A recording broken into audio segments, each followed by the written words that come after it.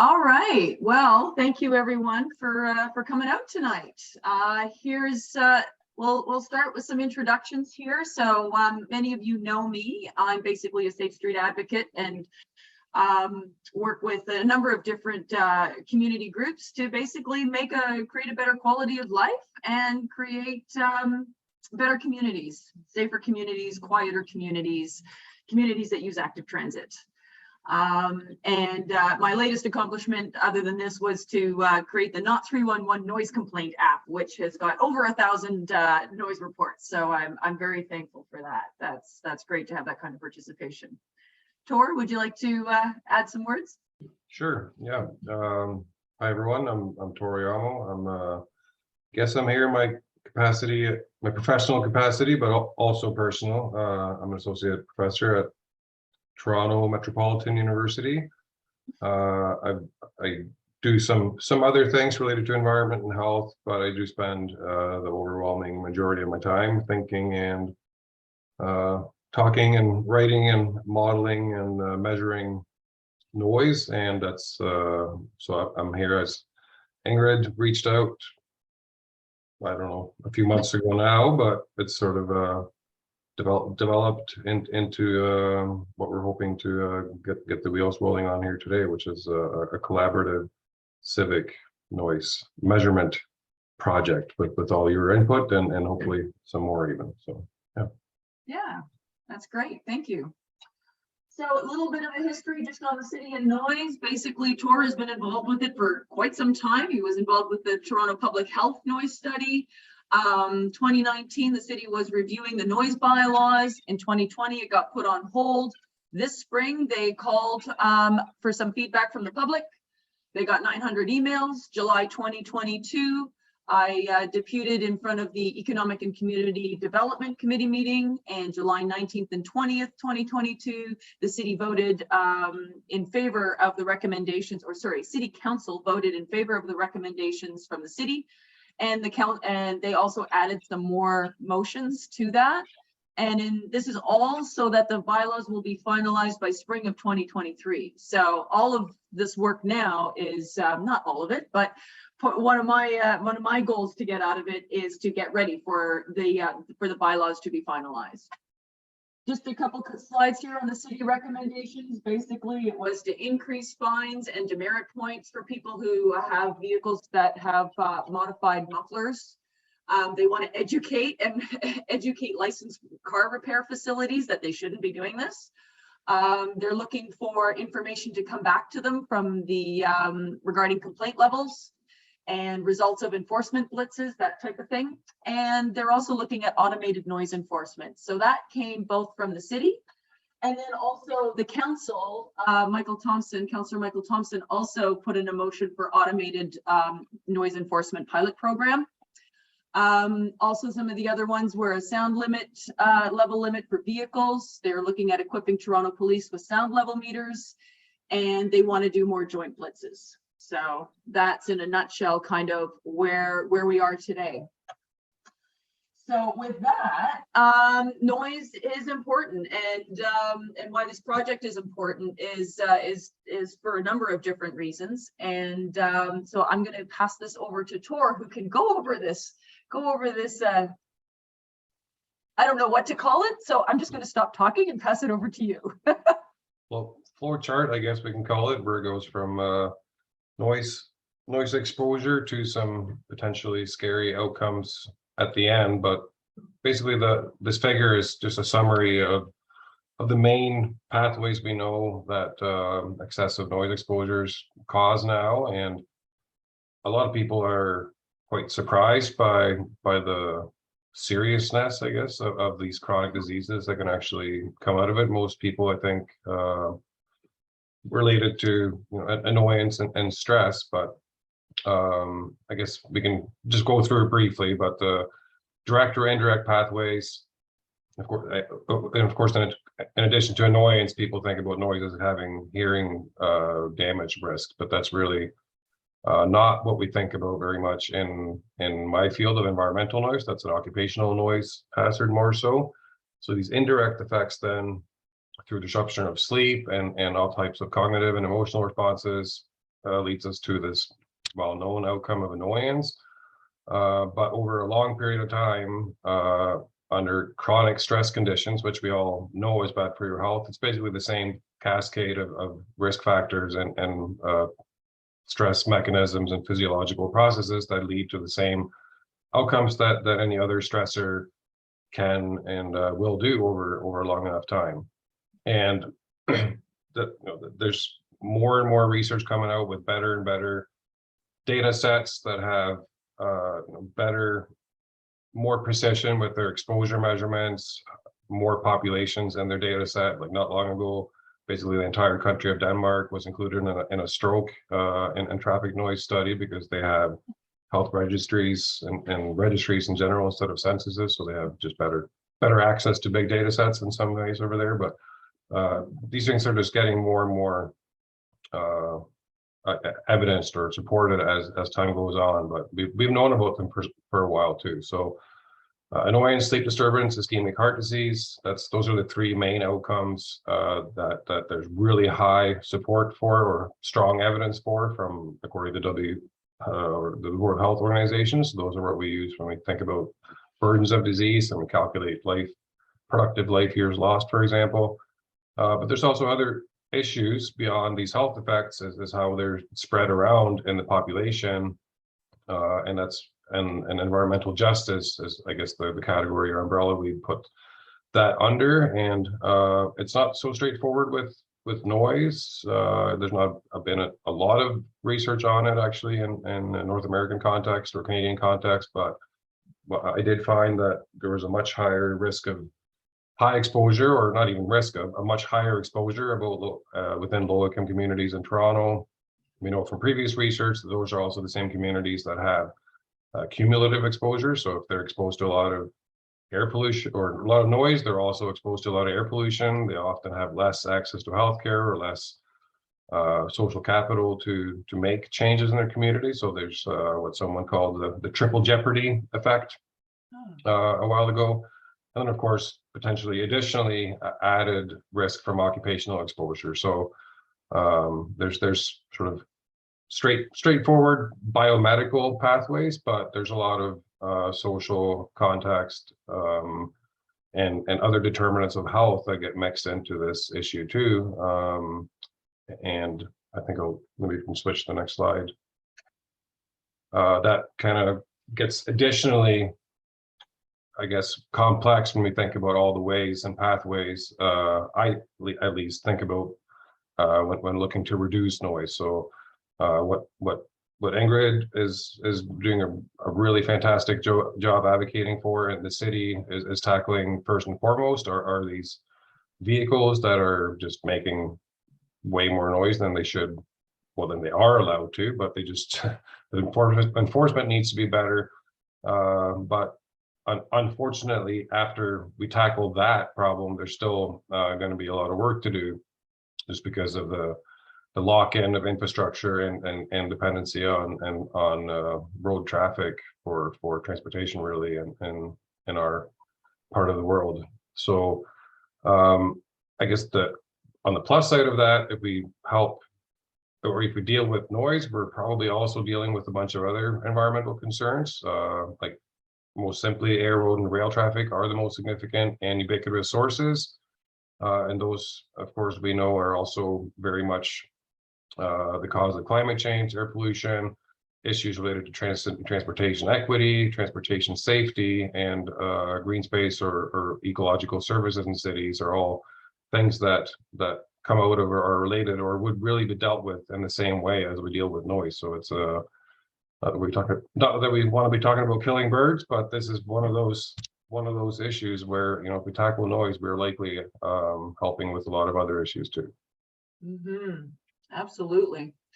So that's why this is important, and one of the reasons why I started to really look at noise, and then through research and a variety of other avenues, Tor and I met, and we actually, so it was in this very same room where we all had a breakout room, and Tor mentioned that he has 50 noise meters, and it was like, oh wow, what can we do with 50 noise meters? So we met, and we realized that this is kind of a unique project, because where Tor has been able to do his research before means putting a sound meter on a pole.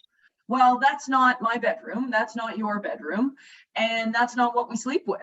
And so so this is an opportunity to have this measurement on a personal level, and be able to involve a significant group of people so it can be statistically relevant. So I'm going to go over, we are both going to go over some of the details of this project, our goals, timeline, equipment, participants, success metrics, and then of course how you can get involved. So as I'm just talking here, I really am just, I want to create data sets that we can use to advocate for noise mitigation through the upcoming bylaw review. The sound level meters are only recording decibels. And so what I would like is to use the Not 311 noise complaint app so that we get some qualitative data, and we can, everything will be time synced. So then that way we can actually have the decibel reading from the sound level meter, and then have a person saying that was this, that was a motorcycle, that was a car, or whatever it may be.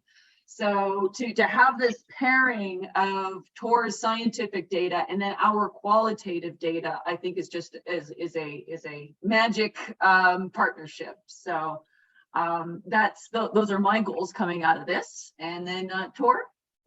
Yeah, so I'm of course also happy to help with anything that pushes the city or helps the city move forward on this. As you mentioned earlier, I was part of did the environmental noise study for Toronto Public Health back in 2016 and 17, and we did get some good momentum out of that. It was a bit forward looking on their behalf, or the city's behalf, to ask Toronto Public Health to be involved. That wasn't even a given really at that time, but so there's interest, but yeah, the momentum has kind of stalled a bit. So I'm happy to or I want to see this move forward for that reason. But for sort of my academic interest and more on the technical acoustic side of things, there, yeah, also briefly mentioned by Ingrid, is the unique ability here to actually put these sound level meters. They're that's very important to, yeah, you made the distinction. They don't record audio, so there's nothing nothing is going to be captured in that way, but the ability to potentially get recordings from inside dwellings, sleeping quarters preferably, and then outside of them, so we know the actual differences in those exposure levels, because like Ingrid also mentioned, you know, we're kind of stuck to hydro poles or lamp lights or lamp poles or whatever it might be around the city, which are obviously on the roadway and not necessarily perfectly representative of what the exposures are. So I see a lot of cool data, or a lot of good data, diverse data that I can do some analyses on, but I'm also interested in what the community here would be able to come up with in creative ways of looking at this data and processing it and using it. So I'm a geographer, and a lot of this comes down to spatial analyses, which there's a lot of options for and opportunity for as well. Thank you. So here's a timeline. Right now this is the launch, so we're going to start putting things out, and you will find out how you can get involved. So it's from now until probably about September 13th. We're going to have a participant sign up.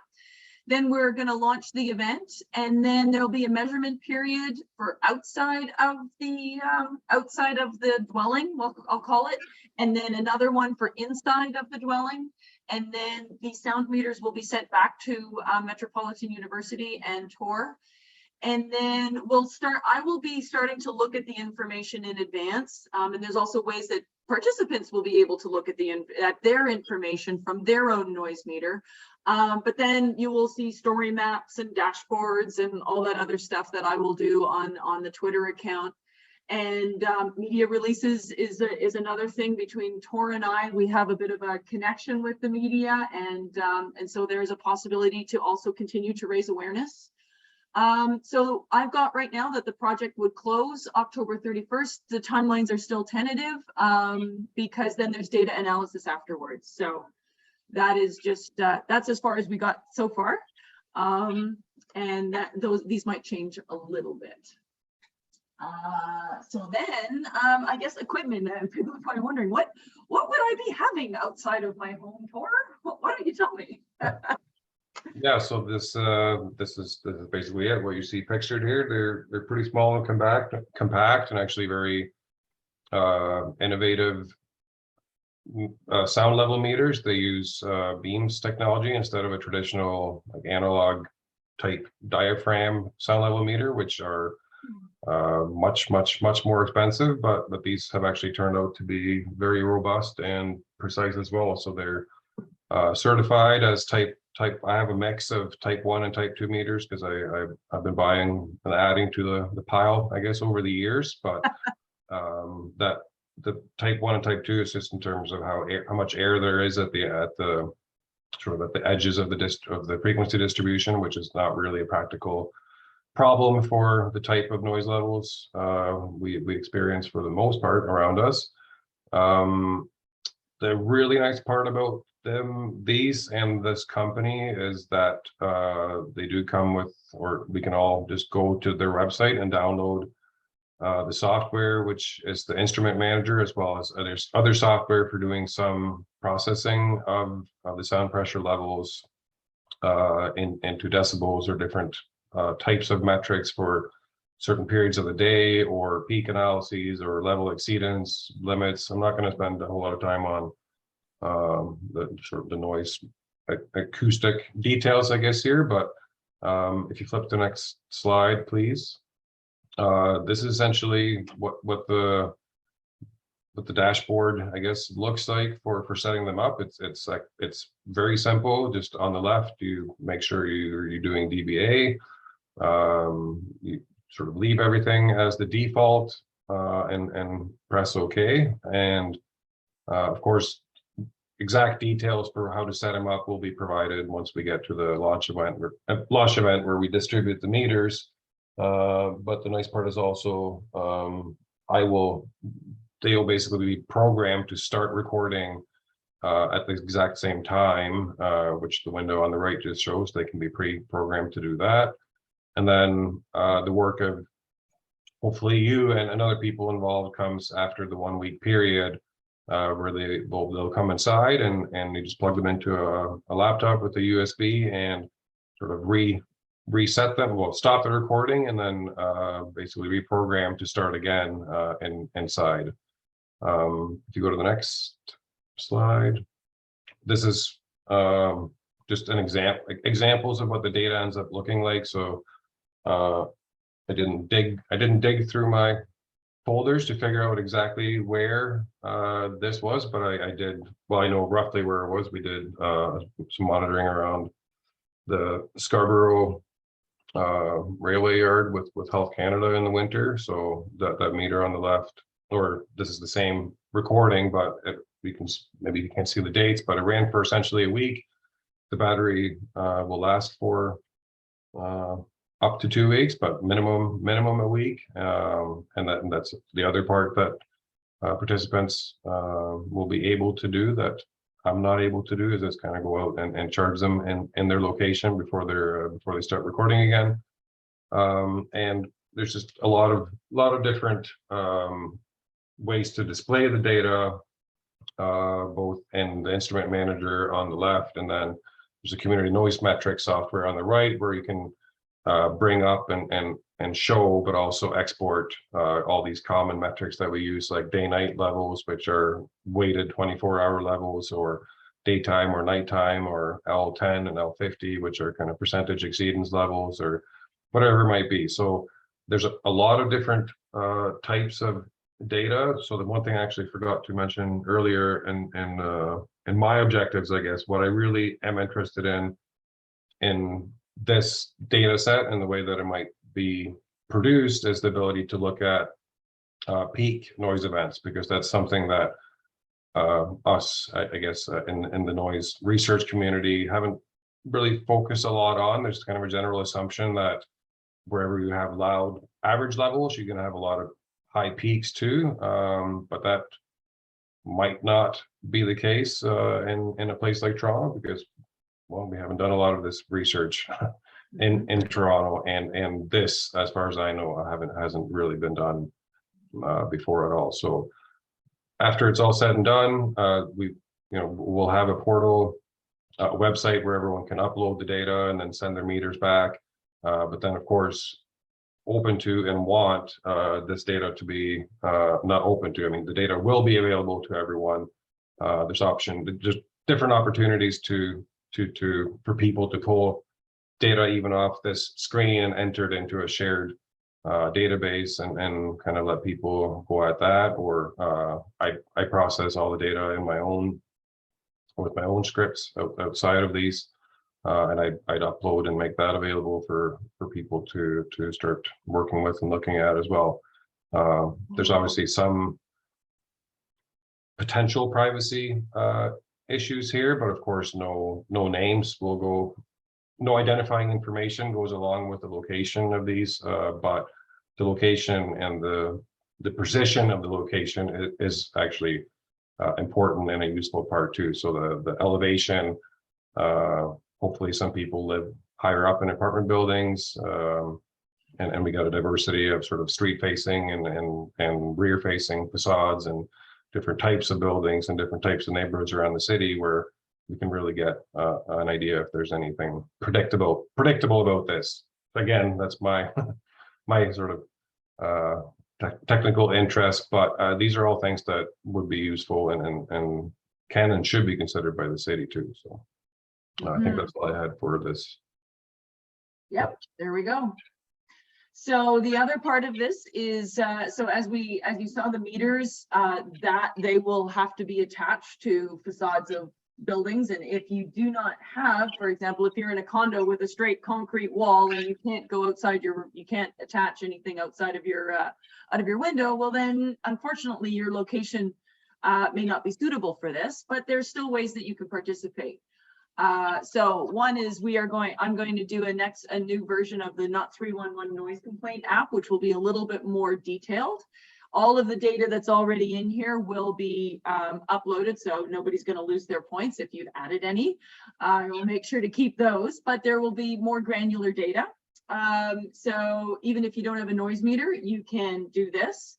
If you have a noise meter, you can also do this, which then provides the qualitative data that we were talking about earlier. So, because this has the data that goes in here has a timestamp, and both a submitted time and then an actual time. So like I can submit a report at 7 in the morning for something that I heard at 5 a.m. So for example, so we will be able to time sync that and then be able to provide a little bit more background information to what the meters are recording. And then the other one is that there's also some other phone apps, and this is there's 2 of them that are available. And so this is for if you cannot have a noise meter on your balcony or outside your home, this is a way that you can participate by recording decibel levels and then submitting that. The first one here, the one with the microphone and the point, is by Noise Capture in France, and I know that actually maps the location. And we will be able to do, for example, a noise party where for this 2-week period, if you are an Android user and you record those, you do noise recordings over this time, they can pull that data set out.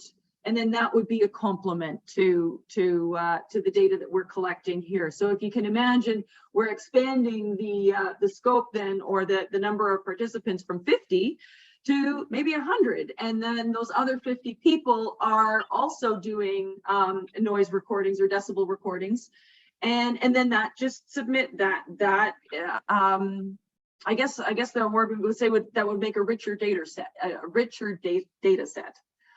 The other one down here I'm not as familiar with, but it's for iPhone users from the National Institute for Occupational Safety and Health, and it's actually the CDC that put it out. And this is also another way to do a decibel reading. So many ways to participate. And so like we mentioned, we've got 50 meters, and the reason why Tor has got 50 meters in his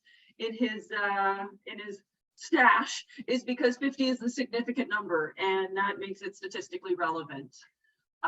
You will be invited to complete a survey with postal codes for information to determine if your location is suitable. We don't want to have necessarily two people right on top of each other having the noise readings, unless you're on different floors. There will be a lot of elevation. I know somebody already said to me, I want to do this, and I'm on the 43rd floor. So I don't know how many noise studies have actually been done on the 43rd floor. So that will be interesting.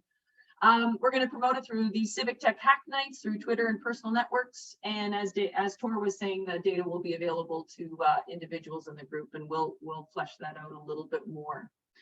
Do you want to add anything onto this slide, Tor? No, I think no, good. Yeah, we covered it. Okay. What does success look like? Well, actually, I'm trying to think about who. So participation and engagement, we're looking to increase awareness, education, outreach, social media.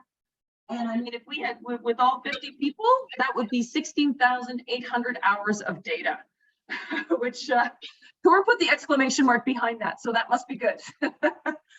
And then, as he was saying, the indoor outdoor environments and diverse, we are looking to go across the city and into very different neighborhoods. I've had somebody ask me, well, Ingrid, I live in a really quiet neighborhood. Is that okay? Yeah, we need all levels. And then communication to be able to put out publicly available data and that we can act on, especially when the noise bylaws come up for review, I think will be great, because we can make sure that the blitzes are happening in the right area because we have points on the map, so to speak. And then I'm going to let Tor talk about academic publication. Yeah, well, it's what I mentioned earlier about this indoor outdoor ability to compare those as unique and something that the acoustic community would be interested in, and just actually this process in general, which we're calling it a civic science noise project, but we talk about it in these participatory science or civic science, or we have different terms for it, but just the process of working with the public is a unique one, and there's probably a need and utility in me sort of documenting how this all goes for future reference too. Yeah, absolutely. That's cool. And yeah, policy change. I want that. All right. So this is the last slide here. So how you can get involved, and this is Tor's website. Do we want to go